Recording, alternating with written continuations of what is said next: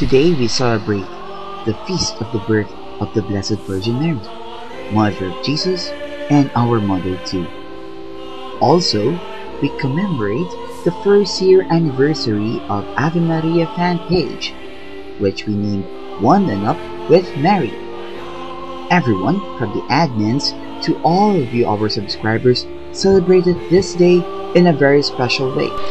Now let's listen to Brother Roland Panganiban as he gives you his anniversary message coming from the National Shrine of Our Lady of the Most Holy Rosary, the Santo Domingo Church in Quezon City. Isang pinagpalang gabi po sa inyong lahat. Sa araw na ito, pinagdiriwang natin ang pagsilang sa daigdig ni Inang Maria at gayon din ang isang taon ng Ave Maria. Marami na po tayong mapagdaanan sa nakalipas ng isang taon at sa totoo lang, masasabi natin na tunay na naging kasama natin si Maria.